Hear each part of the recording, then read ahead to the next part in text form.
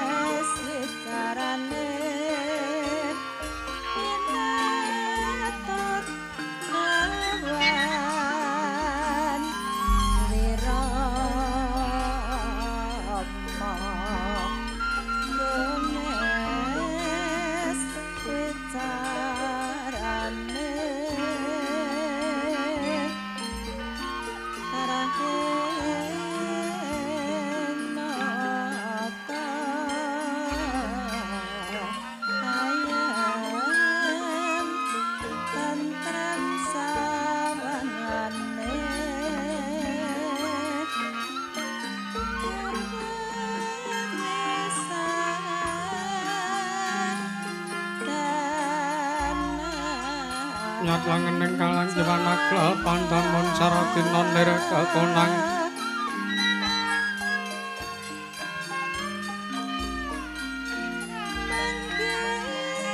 surem sorotetan padang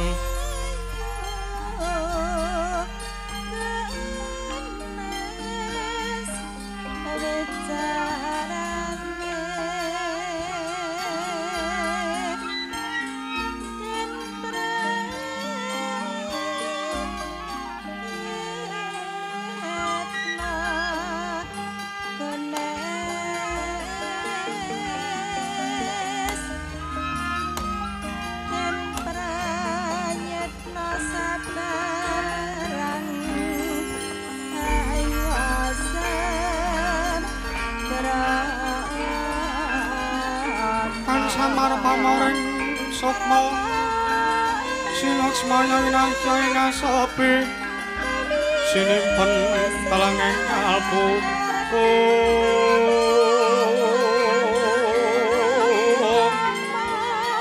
pambukaning warana tarlen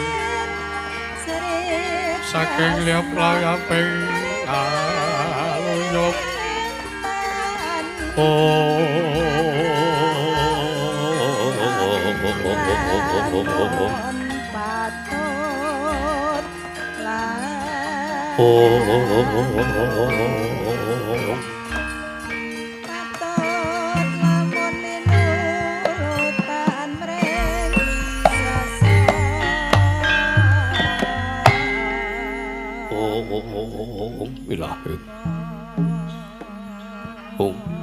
Awi guna masuk Bromo Sidem. Awi guna masuk Bromo Sidem silat mringwang jagat karono. Sirang tondo kawisisaning bisana sono sinawung langening blok wis tumaksa stantun lambeng Buddha. Jinandara tutara kadila tetula-tulat mrirat ing paradya winisuda trengkang dinama-dama. Pinarti tameng lauta manggiwata kapusananing gewuta tangrenggang melambang patumba-tumba. Marmo panggung samurwaning kota Sidegjar dumadining wayang purwa.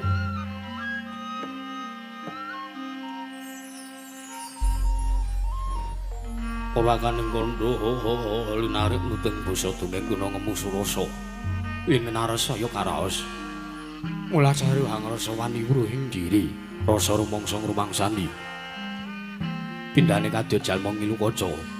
Jarawe wis aku ceng carita lebet wis kagelaran ing madaning pageliran ya Gusti Candra mirsani pagelaran inggih purwa. Surya Candra Tarung yang kartika wis kena putrating kapuso sehari ratri. Kang itri bawana warteg dosina gilir kepandi. Temadati petanganing dina sasi Parsi Windu kang sarwa abad. Tetungan tangkar temangkar dosin rambut ya japating rembya. Dadu padang kutu-kutu alang atuku Brunoyong Brunono yang Brunoyo dadu benanan bom jalan. Padang terawang senari sanggang retnawi. Ingkang arsa murbawani jagat mungging jagat wetan tuk mungup-mungup. Mungging kalingan wukir abang merengang lamun kaya saya dilat-dilat bumi. Saya tangu semuruk sangguang arko kata sebut bakaran kurang abang ismu jenar. Kapur bawan sinari sanggubang basonto tanam tukaton hiju royo-royo. Yamangku gunung engkang biru moyo-moyo. Pucing gunung itu melan kudanu kasil yang meraban sono lenggat lenggut nganti kaya gunung Makundamika. Taun wetawis dangu solan taun lodase. Tinular sangopi buka karap tegal sawahi. Anglor sira tatana pedhoti sinambi sendonan. Sesindenan mikul garuluku ning anggiring raja kayane sawenana pirembagan Samurwangi. Sanggang harga sedangku saya inggil wis katon melosin jagat dulu inggih blapapan lor kidul wetan kulon. Sinaring jagat kang samrebut yadara betijo arebul kekuwung. Parandiring mangke datan wonten ingkang amadani kekuwunging praja negari Ngastina. Ya sinebut Praja Hastinapura, ya ing Liman Benawi, ya negaring Ulu Janggala.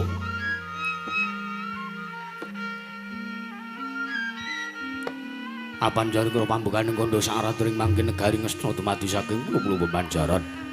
Sinar sapandaya Benawiti ambil baik samudra binang langut kang tanpa pagut.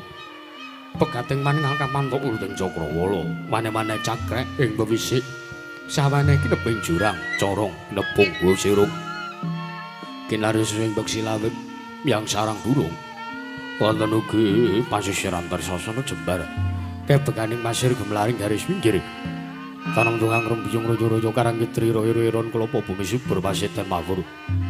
Sategat randur tangkar tumangkar kawriyan dadi. Gunung-gunung bebanjeng kadang rangsang langit lenggak-lengguk lambai toyo kang bijil saking sendang-sendang mening derlande. Inenggang minara para blangkang tinapai waduk bentung-bentung kinari angeleni sawah. Yang pategalaning nara kesma.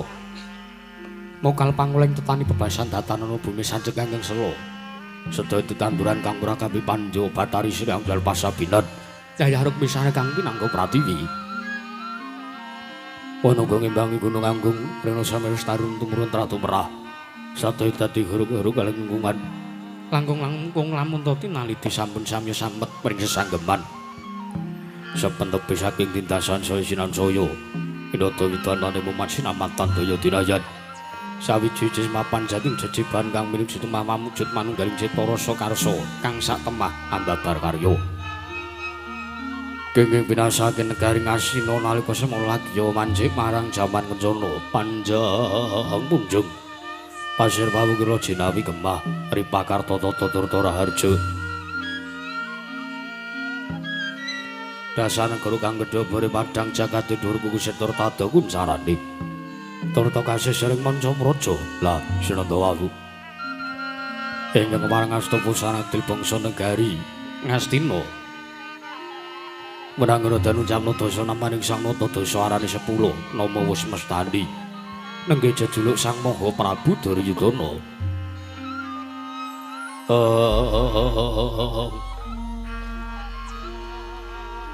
Ya Sang Prabu Jaka Pitana ya Jaya Pitana ya Suyudana ya Kurupati ya Kurawendra ya Dastarasratmaja ya Kendari Suta ya Sang Tri Pamangsa ya menang jejuluk Sang Prabu Gandharya.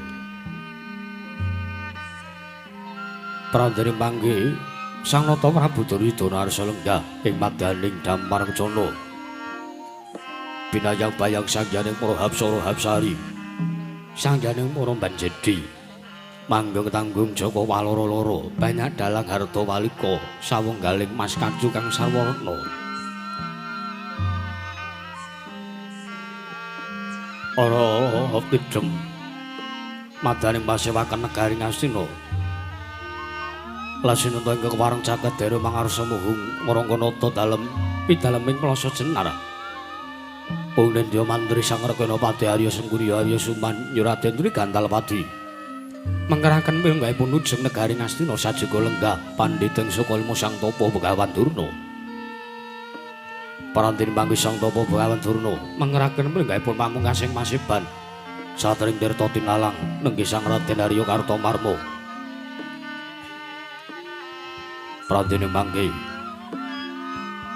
Sangjaning para kawula samya gandeng pasisiran jejel riyel harapan pepet bibit para sasatata pandenggel tatan persela labet sekathing mara sibeng jawi amludak gendera ronte umbul-umbul kegiterangan danu yang monting mangsa labu paya mekar mandi jamur paring mangsa rendeng tombahe ngrangat kowe jati ngaran mangsa ketiga pramili mangke sang notarsa paring dawuh satemah kawiyasa mangandikan dhateng panglujeng mandika ingkang dereng kawedharing lisan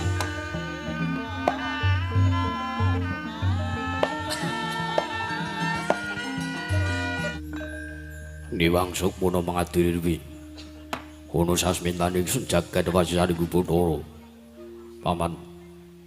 paman Pati Arya Sengguni ndadekno kaget pengendur si paman Pati Arya Sengguni ingsun biji padha kanthi raharja sarawing paman plasa jenar paman Pati Arya Suman kawula ana ninggih nggih dewaji sesembahan kula pengayoman kula ing Madyapada prapting dolahan Gusti kula sanget Anggir Prabu Duryudana inggih anak Prabu Jaka Pitana samangke paduka miji dhumateng piswanipun ingkang paman kepatihan nggih kawuningana sowan kula tebih saking rubeda Araharja Basuki Yuwana cinaketna mring Karaharjan namung derengan sasampunipun sowan kula katimbalan dening Gusti kula sinuwun ngestina kepareng kula ngaturaken sembah sungkem pangabekti kula kunjuk sandhap padha paduka anak Prabu Duryudana anak Prabu Jaka Pitana sembahipun paman Arya Sengguni kula tampi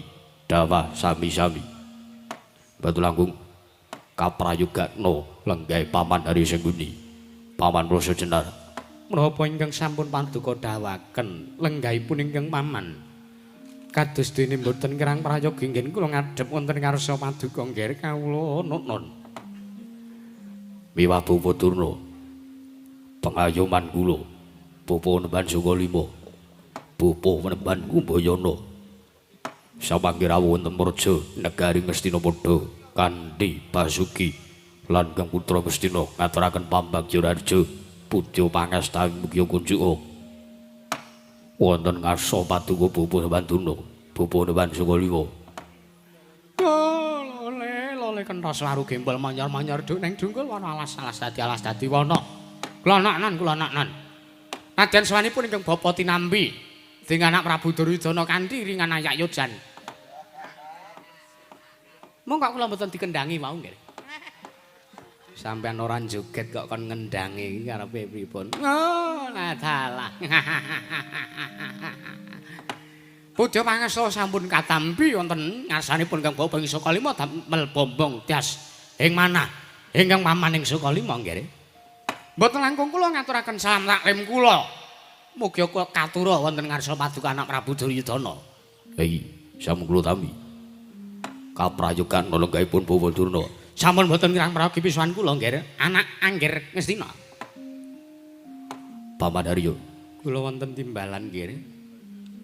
Meski mawon damel tutandha pitaken salebeting manahipun Paman Arya lan sedaya ingkang sami rawuh teka kula ngawontenaken pasewakan monggo mboten nyuwanaken sangjaning para kawula dasih teges namung Rangkanata Nayaka Hyang Punggawa piwanujug ingkang sakmangke nedya kula nglempaken wonten ing Datulaya Praja mesti mawon samangke kakyan sutaning penggalih Paman Arya kawula ana ninggih mesti mawon dadosaken kagiat sernyatanipun rikala kula sowan wonten sakjawining pasewakan manahipun ingkang paman mriku kumesar kadyadene katutupan ron salomba pinanjering alun-alun kumiteran caruk maras pramila gandeng sakmangke kula sampun katimbalan sowan kula Mbok bilih kepareng sak mangke tumunten kawedharna ing kathah.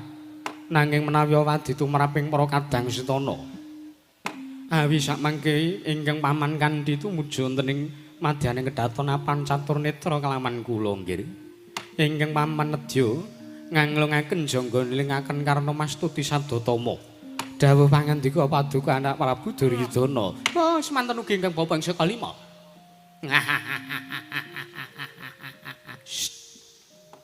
Ora ana sing ngakon guyu kok sampean guyu.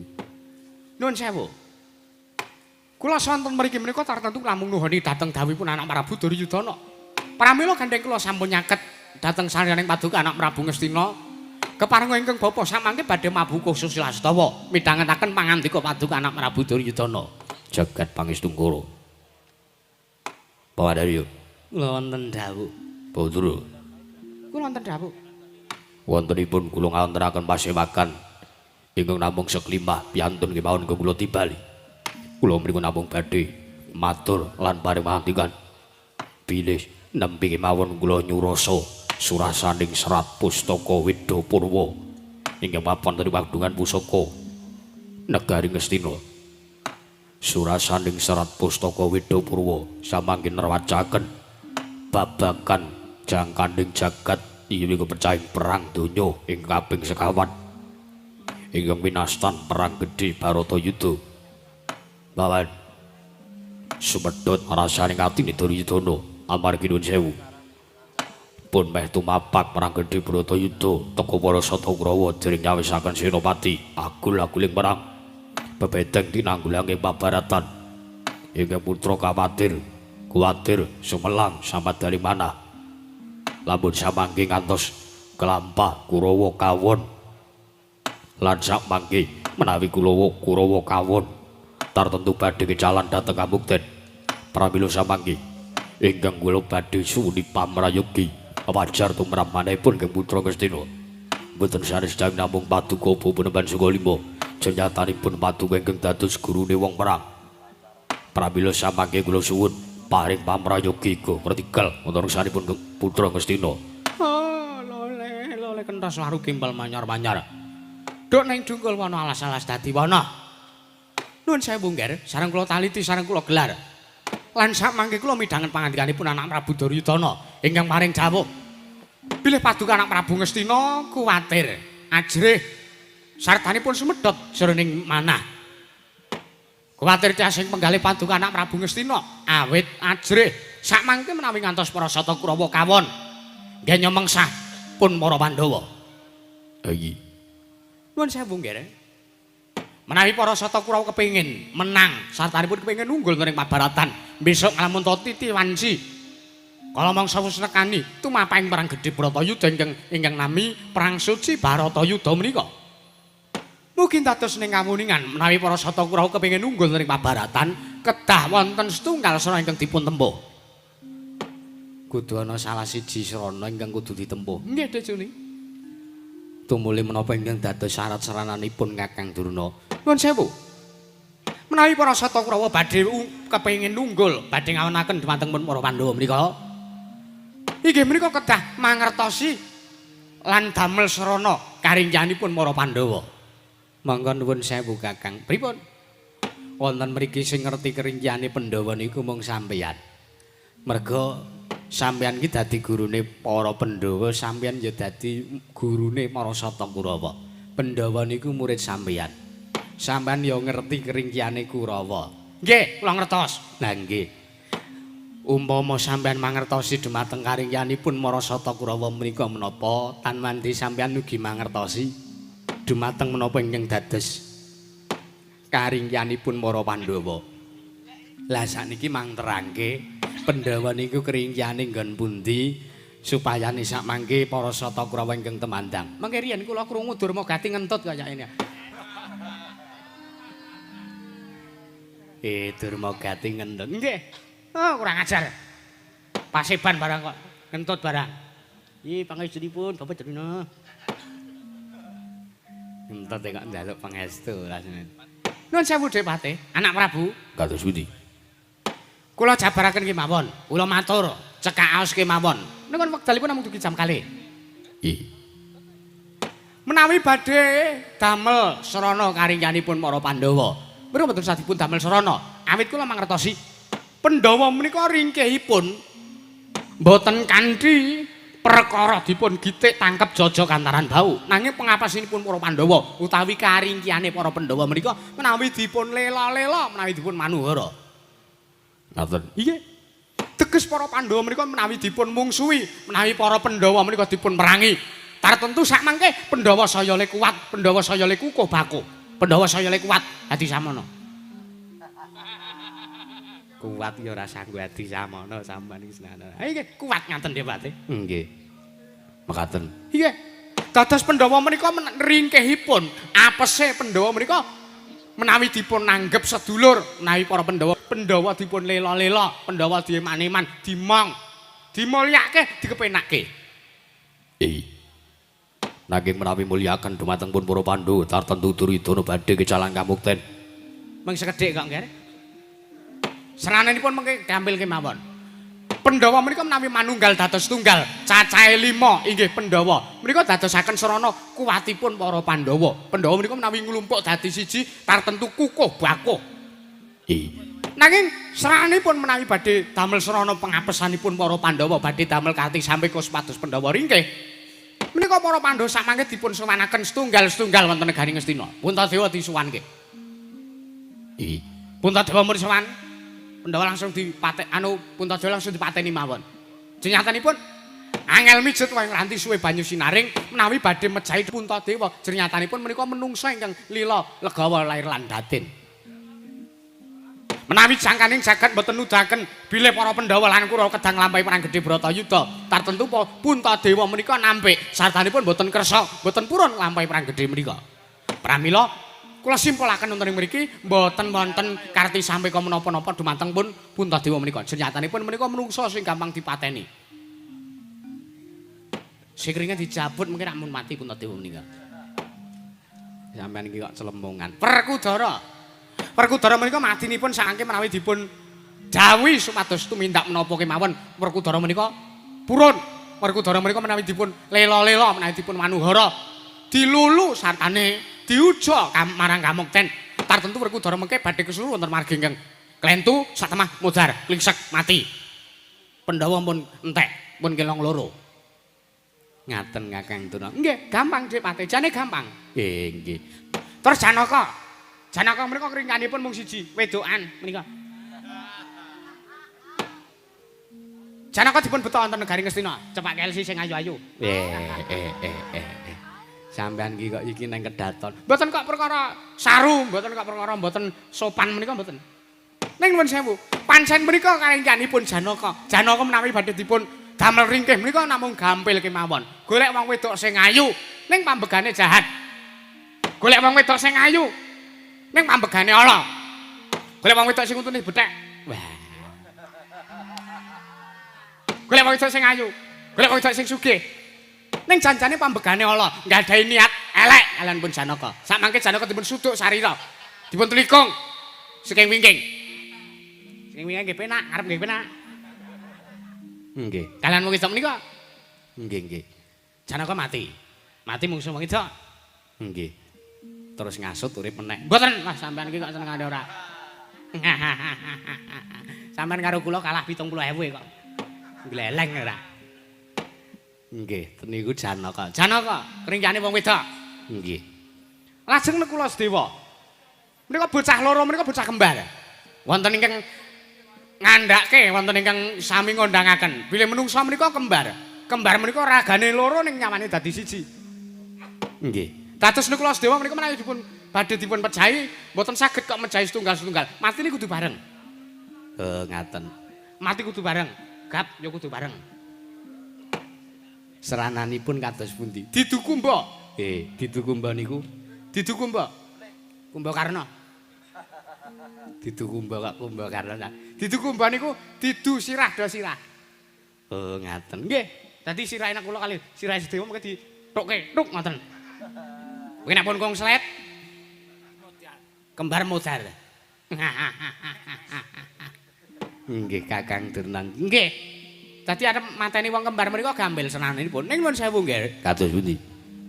Menawi sampun kula aturaken menika kala wau namung salah satu giling pengapesalan karingyanipun para Pandhawa. Ha iki. Nanging mugi dados ning kamuningan samangke anggen kula badhe damel srana ringgipun para Pandhawa menika mboten kok srana nimbali langsung dumateng para Pandhawa menika nanging mboten. Nanging kula badhe utusan dumateng Serayan saking negari Ngastina. Iki anak murid kula Nalendra Yaksa sakmangke. Iki duka badhe sagah mejahi dumateng pun para Pandhawa. Pramila sakmangke kula nyuwun lilane munggal paduka anak Prabu Duryudana supados katimbalana anak murid kula buta loro menika. Anak Prabu. Andaryo. Wonten dawuh. Samangke kula utus supados siswa putra siswa saking Gunung Bandura katimbalana sowan ngadhep tresnanipun Nalendra Ngastina. Inggih, nek ngaten kula namung ngestaken dawuh nyuwun pamit madal wasilan. Ngati-ati, Jaya bocah cilik mawon. Budaya budaya ning ati muridku wonten putra sajroning nagara aku malah senikan kawentan yo sane laswarna kang kabunane suratira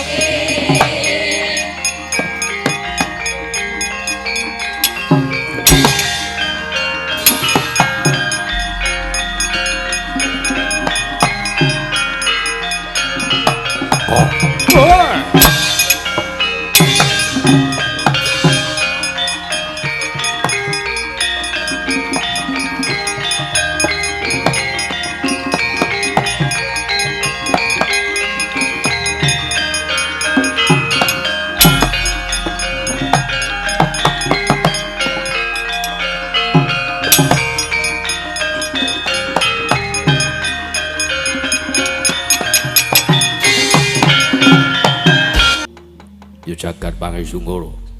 Pawaduna. Kula wonten dawuh. Menapa menika putra siswa Paduka? Nggih. Oh, dasare wujute buta.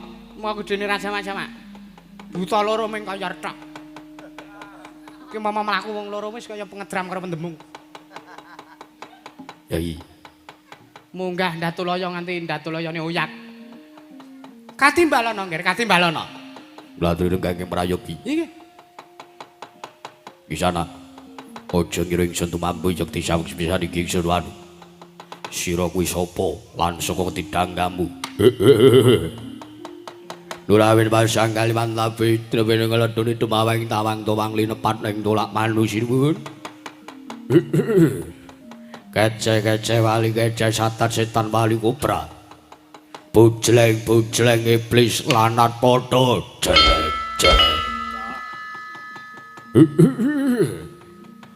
Menawi sang Prabu Andang Udmate ingkang abdi kula siswanipun Bapa Prabandurna ingkang kleyang kabur kanginan kendang keparaten tanpa papan tanpa dunung kula ingkang abdi pun Kalanjaya sinuwun sira Kalanjaya ha iki senes Kalanjana sanes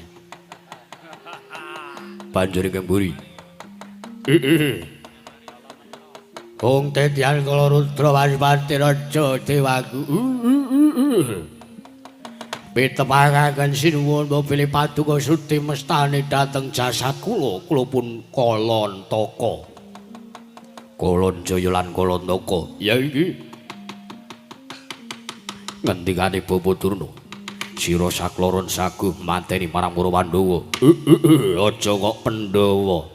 Nadyan wong tuane Pandhawa sabdine Pandhawa kula sagah mejahi sinuwun yen nyata pancen jago budal diregi sediko bareng samangke kula badhe nganti dumateng para sata Kurawa sekelas papat badhe kula kanthi kinarya mlampah lampahe pening abdipun Kalonjaya mejahi dumateng pun para Pandhawa hati-hati aja kowe bocah cilik prasta tau paduka badhe kula suwun pangestunipun sinuwun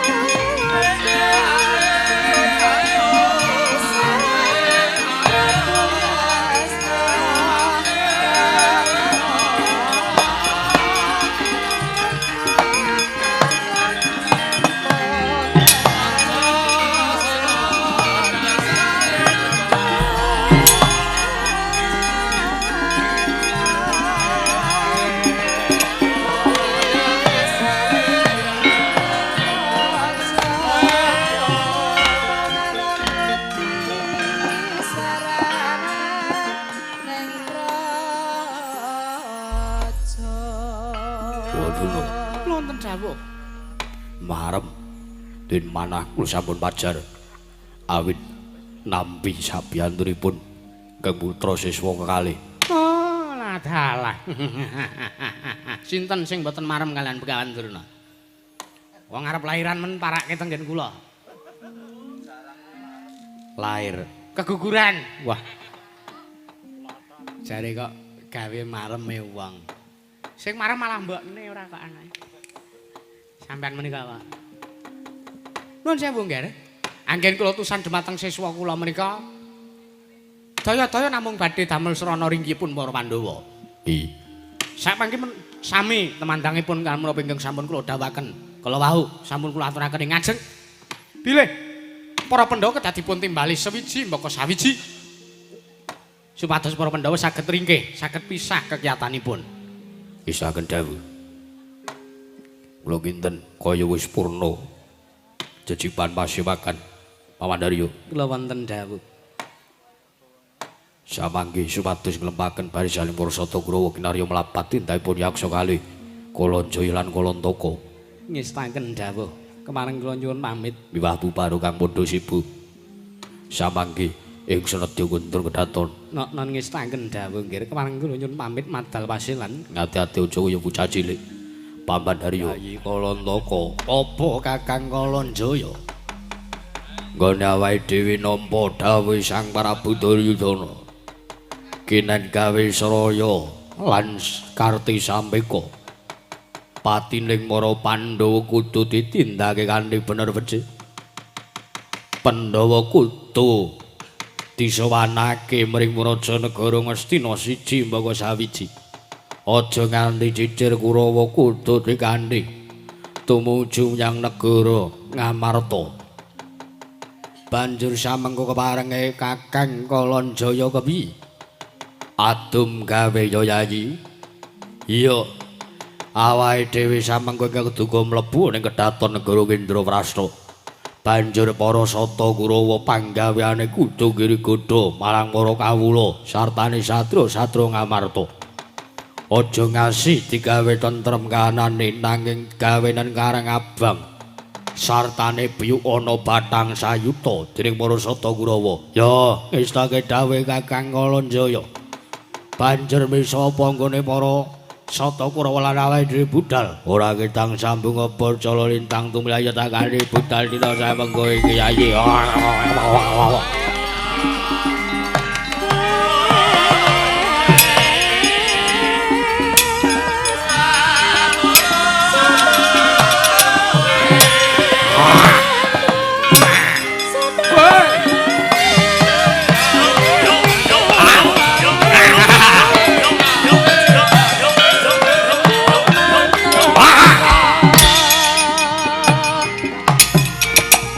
ya. Woi. Oi.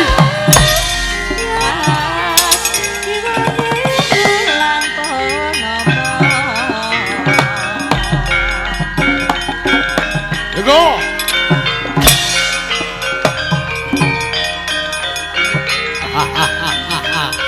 Woi.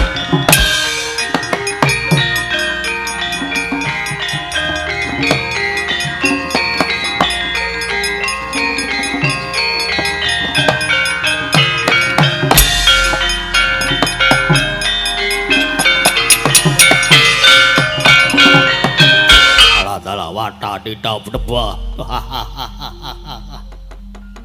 Ora panging ngadang barisane Parasata Kura Gathul kono. Siwa surta yuda wawa. Ora pangling Kurawa arep tekan negara Ngamarta mesti arep gawe kisru. Lah kowe ngerti. Ngerti karo ancas tujuane Parasata Kurawa.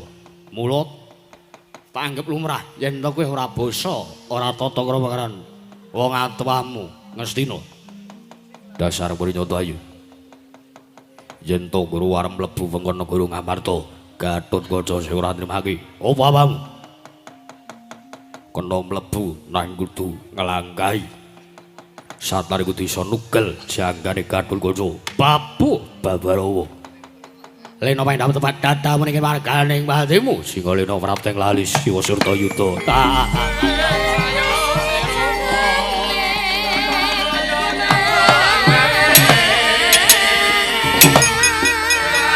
Mati kowe. Wah. Oh anya. Waduh. Wah.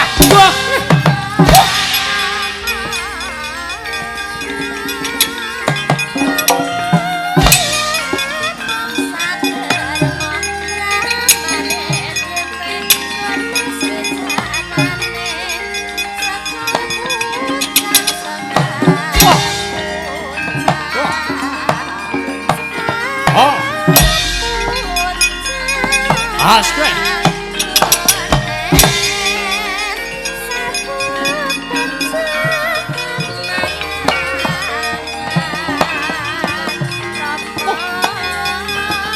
Mati. Awas. Huit. Wah. Wani wong tuwa. Bener. Mati kowe. Oh. Mati kowe. Oh, Oh, ya. Ya. Sanggata kowe. Ana wong tuwa wani. Ya.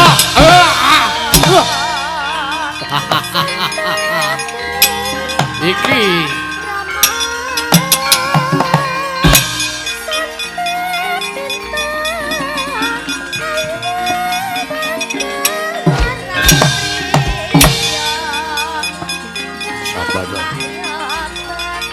As.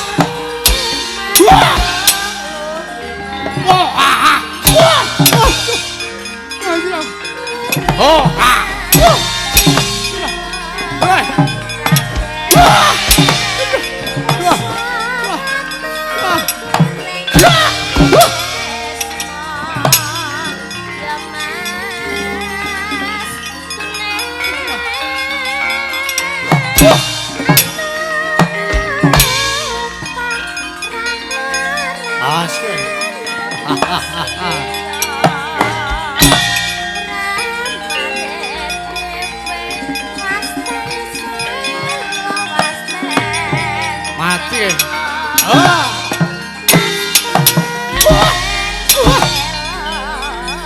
Sabata. Hit. Ayo. Oh.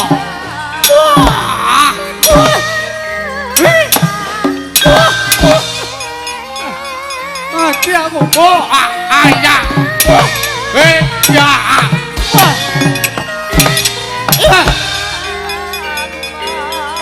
Setan.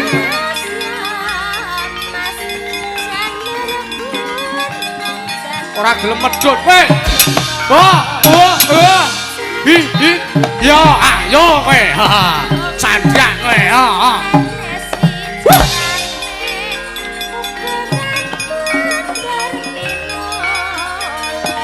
Sini meduna nek ngene.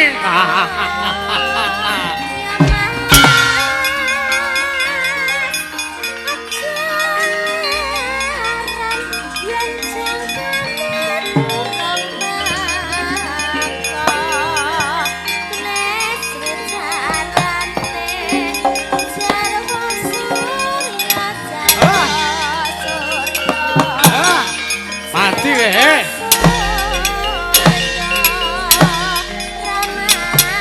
Wah, ini.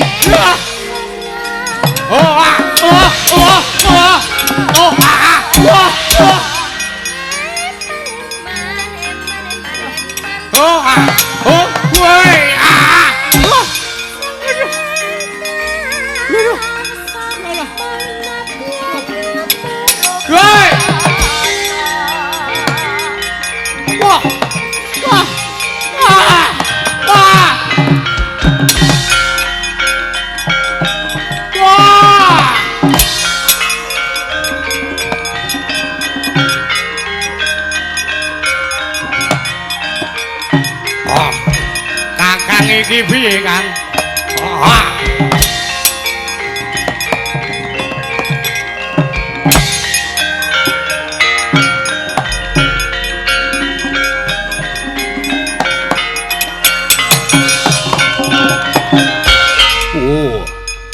Lah kok dadi bubar mawon kaya ngene Prasata Kurawa. Salang tunjang rebut ujung. Piye kaya mangkene kanane iki Kakang Kalanjaya? Aja kuwatir Yayi. Tak kira awake dhewe ora bakal kangelan yen to mung perkara ngebuyuki Bathang Sayuta ning negara Indraprastha. Bakune nom-noman ning negara Ngamarta wis digawe kisruh pikire. Wis digawe bingung budine. Keparenge Kakang Kalanjaya wi Yayi Kalanda kaca kuwatir.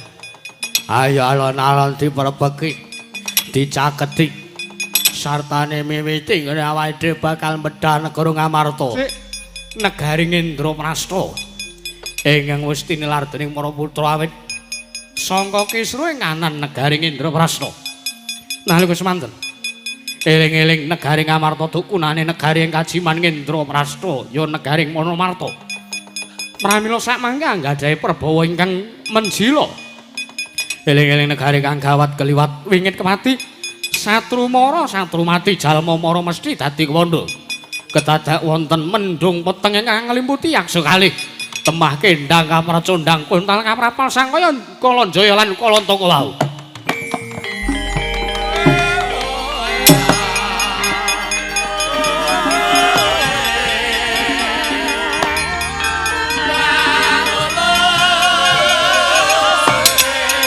Woi!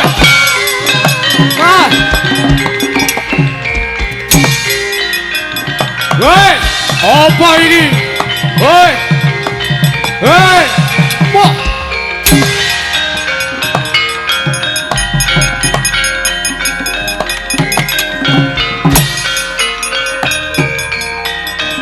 Woi! Wah!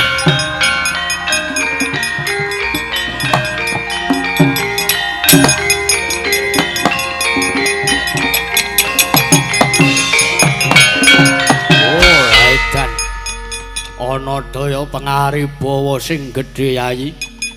Temana wujude mendung peteng limputi awake dhewe. Nganti ora weruh sangkan paraning bilahi. Wo, lan ora mlayu katri mandan tenan. Wah! Matane.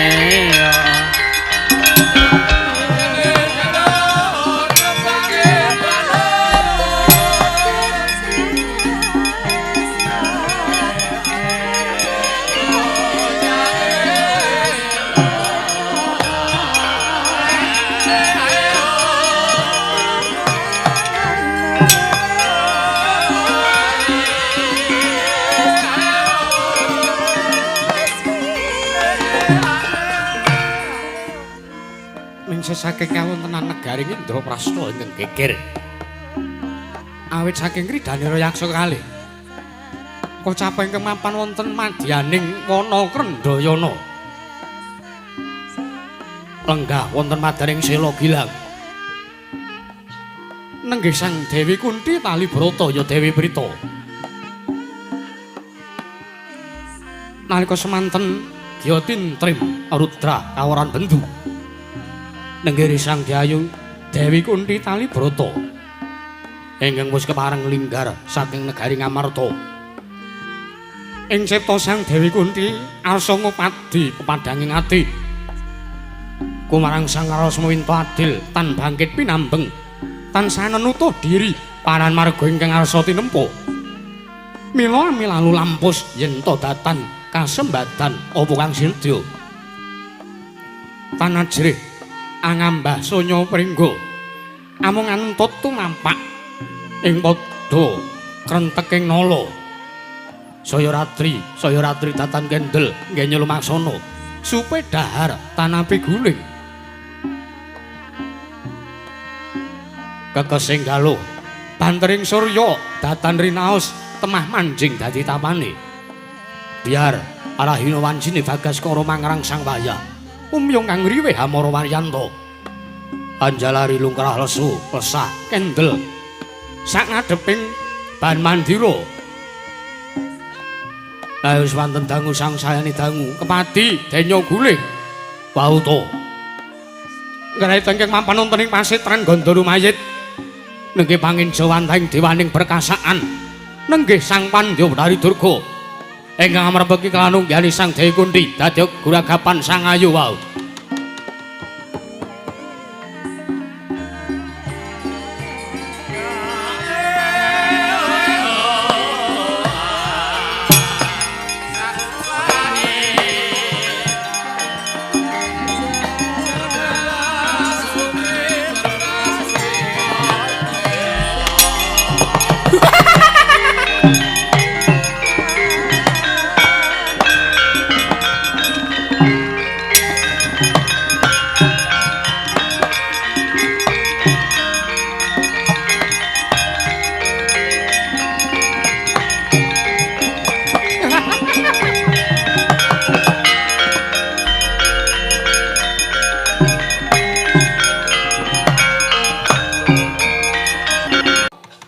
Amuja Sela Gilang jinajaran randu alas cacah sanga kang sarta witing gurda kang jajar cacah sapta. Ana wigati apa Dewi Kunti ana wigati apa? Sewu lepat aturipun Kunti kula nyuwun pangapunten. Estunipun anggen kula mapan lenggah wonten ing Sela Gilang panglenggan paduka menika. Awit kula namung kepengin ngupadi wonten pundi pepajaring manah kula pukulun. Awit lair lan batos ikhlas manah kula Pandya Betari. Bato. Yen to jeneng para nyuwun sabiyantu ya senjata pitulung kersaning panjenengan ulun Kunti. Ulun saguh ya nggih, ulun saguh. Inggih. Nanging ana syarat-syaratane. Lajeng syarat-syaratipun menapa? Tartentu sinaosa kedah nyabrang samudra ngunggahi gunung kula sagah nglampahi ana syarate yen to jeneng kita kepengin supayane para Pandhawa unggul ning Mahabharatan ya perang gedhe Bratayuda jeneng kita kudu bisa ngaturake wujuding sesaji wujudipun sesaji iya sesaji kuwi mau ya ana kejaba wigati amung wujuding bekakak ya bekakak wujuding wedhus abang nggih. Menawi namung wujudipun mendho abrit tartentu mboten badhe kawratan lan mboten badhe kangelan samangke kula badhe utusan dumateng anak kula pun para Pandhawa kinarya ngupadi wonten pundi dunungipun wedhus abrit inggih paduka pikajengaken bato jeneng para mbuh ya mangerteni mbuh ya tanggap ing sasmita Kunti. Satemene wujuding wedhus abang ingkang ulun jaluk kuwi dudu kok wujuding sangta kewan wedhus ingkang wernane abang babar pisan dudu. Nanging kuwi ya lha kejaba mung Salah sawijine perangane Pandhawa ya kuwi anakmu ingkang ragil ya ragile Pandhawa. Ingkang mijil saka Dewi Madrim ya kuwi Atmaja kita nyengaran Sadewa nggih.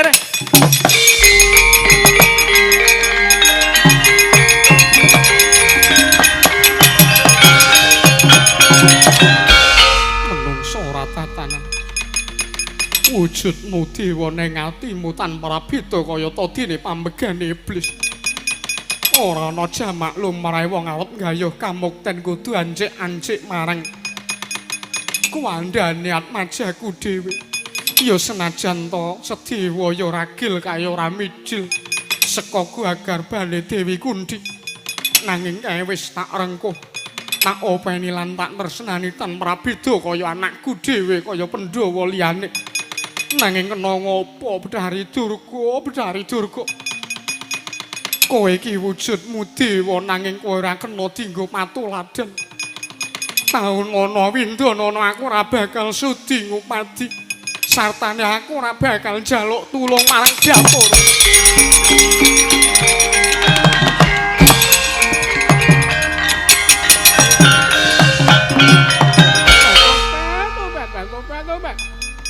Jebul tinemune pancen. Ya pancen lahir batin nggonmu ngrengkuh lan Atmajamu ya Kunthi senajan to dikaya ngapa. Senajan to kowe nampik marang apa kang dadi panjaluke Bedhari Durga nanging pancen wis kuwi ingkang tak karepake. Ingkang Boyala kejaba wigati amung ngragiling Pandhawa sedya iki kudu dadi bekakak. Mula kang saka kuwi panjenengan lho bakal keduga sago golek srana kalika kowe mrene ya.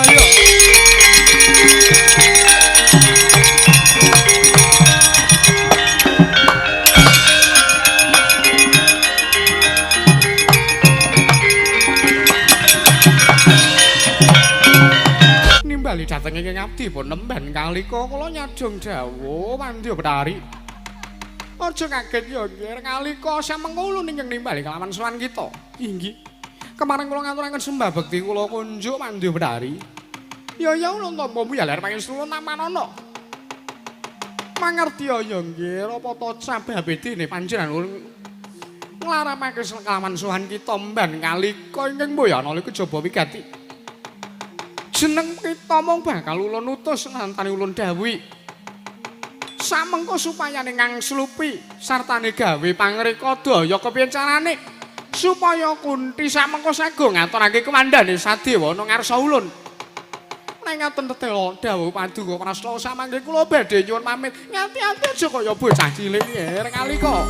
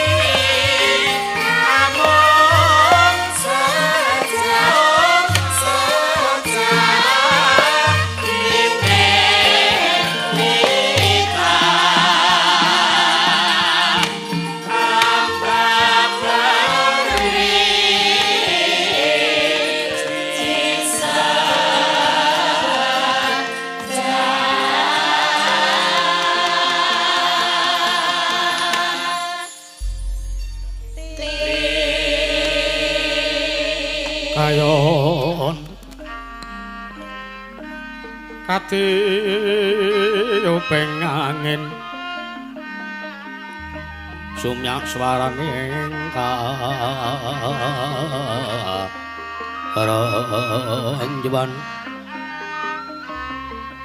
samirana-ron mawar kulawan riris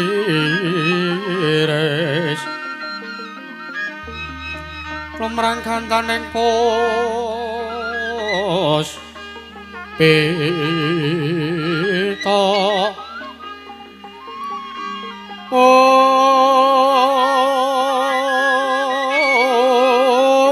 karengganing putyanira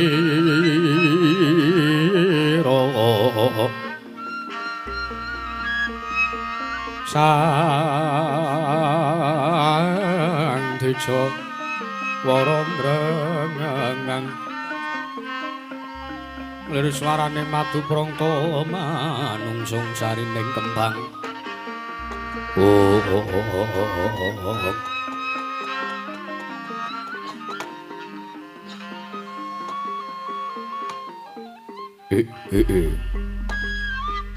Wong ilahing sekaring bawana langgeng lako teka dadi ora pati ndugamana beda kelawan padatan kang wis kelakon ora adat saben anakku wadon loro munggah ing percarabaan sukolan kowe Perdapa anakku Cahayu padha kanthi raharja sowanmu ngadhep ngersane pun Rama ing pertapan perang alas ya ana ngersaning ramamu Begawan Tambropeta Ger Soko lan Perdapa Nunamit pasang Kalimantabe dina bina ngela duli dumawing tawang tawang linepatno ing tolak manun nuwun mangke Kanjeng Rama Kanjeng Rama Paremban saya melepat naturipun ingkang putra pun Soko sak manggengken kula sowan minggat ing pacabaan wonten ing pertapan Marangalos Bapa Panemben Bapa Dewan kemarang wilujeng sowan kula tinebina saking Rubeda cinaketna mring arah Harjan kewangka kula ngaturaken sembah sungkem pangabekti kula konjo sandhap padha paduka Kanjeng Rama Panemben Tambropeta iya Soko tak tampa lewat pangestune wong atuwamu wae tampanono inggih sedika sampun kula tampi kula gegem dadosaken jimat ndayani marang kasantosan gesangipun ingkang putra pun Soko. Iya. Perdapa padha kanthi raharja. Nadyan ingkang putra pun Perdapa wilujeng sowan kula Kanjeng Rama. Kepareng kula ngaturaken sembah sungkem bekti kula kunjuk sandhap padha paduka. Ya, Cahayu ayu sowan ngersane wong tuwa. Tatombo sembahmu Perdapa ora lewat pangestune bapak wae tampanono. Sampun sanget anggen kawula mundi. Sabanjure apa to kang dadi wigatine Soko lan Perdapa. Dene samengko sowan ngabiyantara ing pecrabaan perang alas kindi. Ana wigati apa? Sajak kaya-kaya ingkang anggonmu sowan. Kaya-kaya nganti mring masemon. Kowe gayuh apa nggih Cahayu? Batu-batu.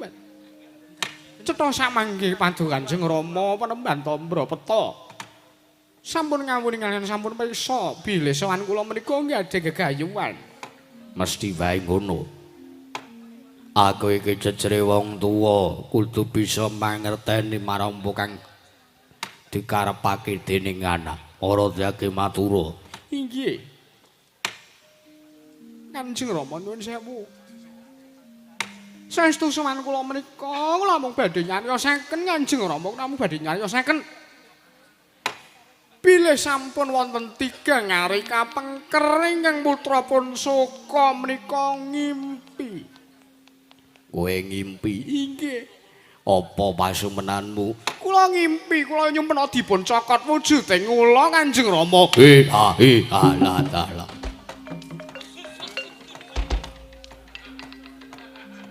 Wong kaget kok dadak mbandemi piring barang. Piring diuncal-uncalke. Sangka kagete rasaku. Kowe ngimpi dicaka tula. Inggih. Kula ugi nyumpena dipun cokok dening wujuding ula. Menawi ingkang nyokot dhateng jasadipun ingkang putra pun soka wujudipun ula ijo. Ingkang nyokot kula wujudipun ula dumung. Ngimpi dicaka tula mangka bareng. Nanging ulane beda. Saka ngimpi dicaka tula ijo. Perdapa ngimpi dicaka tula demung. Aku ya ngimpi dicaka tula saron.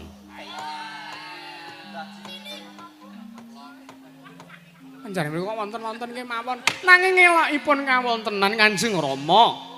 Wujudipun ula ijo kula kipataken ula malih wujud. Salin wujud dados wujudipun ula sawa. Lho. Gedhe banget kuwi. Semanten ugi kula. Kula dumung kula kipataken malih rupa dados wujudipun ula Dagrama. Wela mbebayani. Mboten saking mriku. Wujudipun sakmangke ula kula kipataken nical wujuding ula dados wujuding ula sendok. Semanten ugi kula kipataken dados wujudipun ula kathok.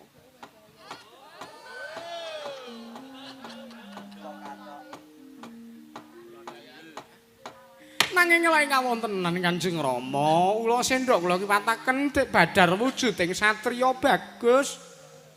Kamangka sareng kula suwuni priksa sinten ingkang dados kasihipun piyambakipun blaka pilih.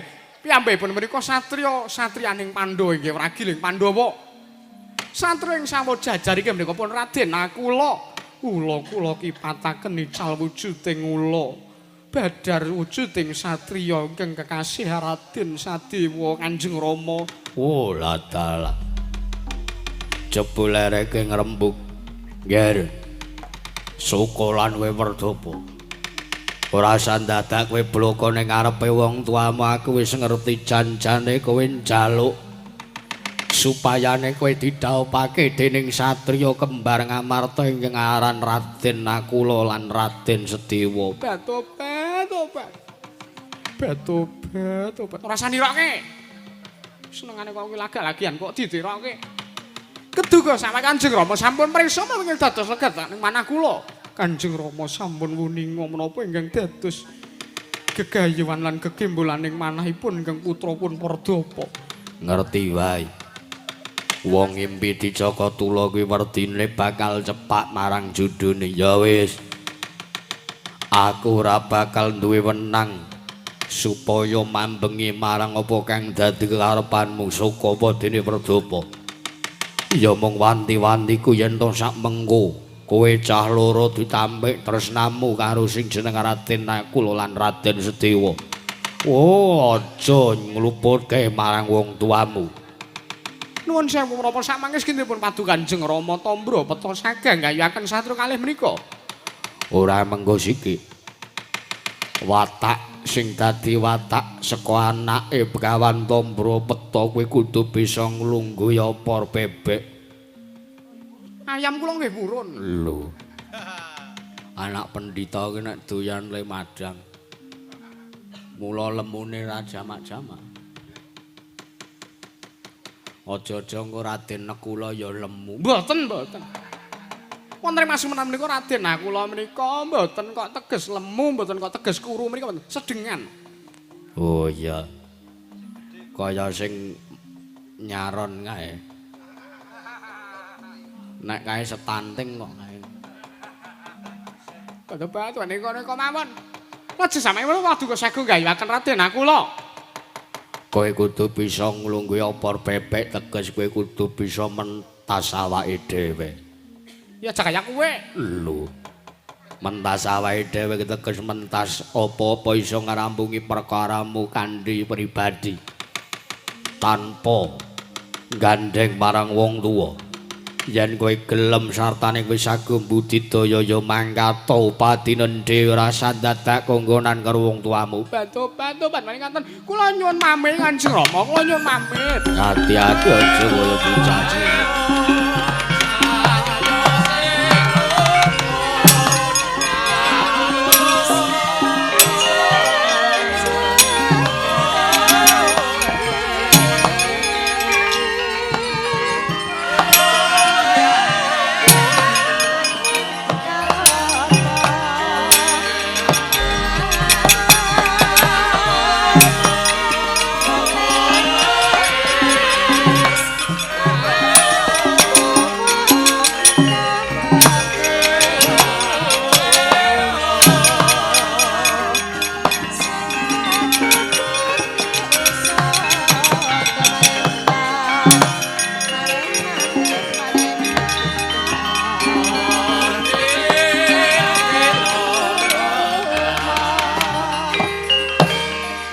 Wong tuwa sing kepiye anakku dikegayuan aku meneng bae ya tak jambangi saka kadohan tak sawang saka kantariksa kasembatan apa sing dadi kegayuane anakku Soka lan Merdeka.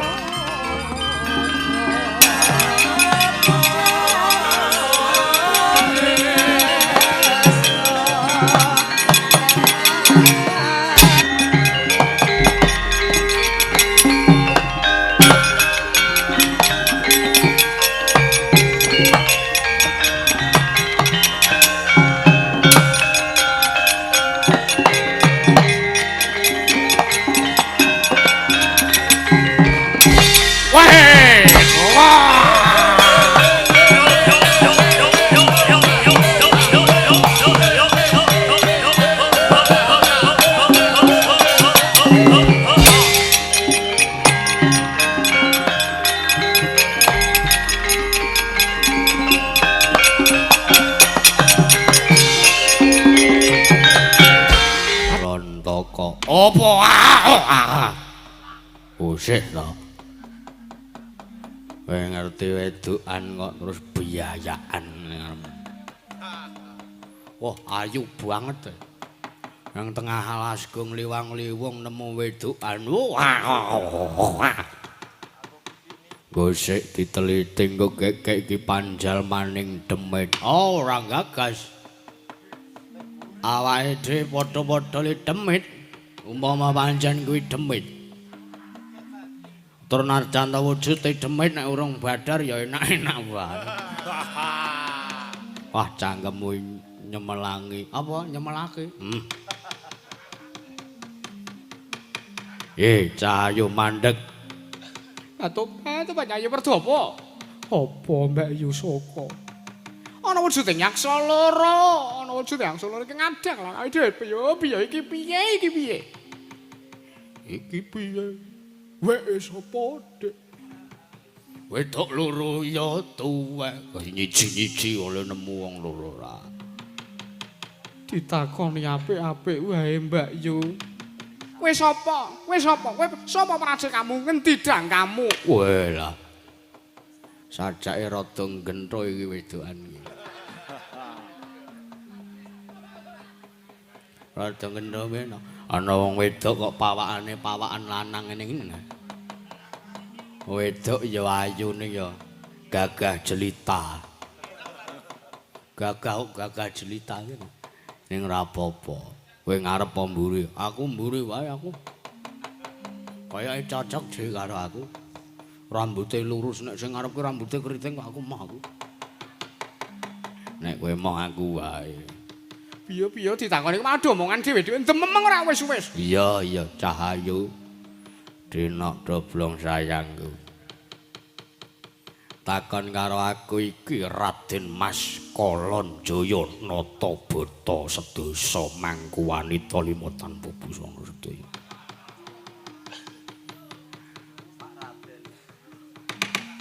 Kolon Jaya. Raden. Wujudanmu buta kok ora nganggo Raden jijiki. Lho. Raden Kolon Jaya, Pak Raden Kolon Jaya. Iya. Sing mburi sapa? Nah, Aja terus birahi ngono kuwi to. Kowe iki kok alon-alon. Takon karo aku. Ya iki Pak Prabu Kolontoko. Pak Prabu Kolontoko. Iya. Kolonjaya lan Kolontoko. Iya, bener. Oh iki apa nyeget lan lakuku. Ora nggo sik kowe sapa? Aku Saka. Sing mburi kuwi aku wae kowe. Bagi aku sing mburi sapa Cahayu? Aku Perdapa, adine Mbak Ayu Saka. Wah, Kakang Adi Kang, pas Kang. Iya. Iki ngono apa pedutan sika Dul Malioboro? Ayo aneh-aneh ora. Dewi Saka lan Dewi Perdapa arep lumaku menyang endi? Lah tobat dudu perkaramu kowe nakokke wigatiku. Ingkang baku tak jaluk aku pengen liwat dalan kene aja ngedang-dangi. Ora kena mbacut. Nek mbacut tak emplok. Ana syarate yen to kowe keduga arep kepengin liwat dalan kene. Syarate apa? Nadyan mati tak wujudi. Ora kok mati. Wah, piye to? Penak kok mati iki piye? Matine ya engko. Ana syarate kowe kudu gelem ngladeni marang aku. Lan adhiku kowe sakloron kudu gelem ngladeni aku karo adhiku Kolontoko. Paunana winten ana aku ora bakal sudi ngladeni nang dapurmu mlane iso. Kowe kudu bisa nglangkai kumandaku ya to keduga. Kowe kepengin tak ladeni. Walah, edan tenan. Wah, edan tenan. Piye apike kang kapake? Oh, kowe ora gelem ngladeni karo aku rudo paremeksa. Mlayu ya, mlayu.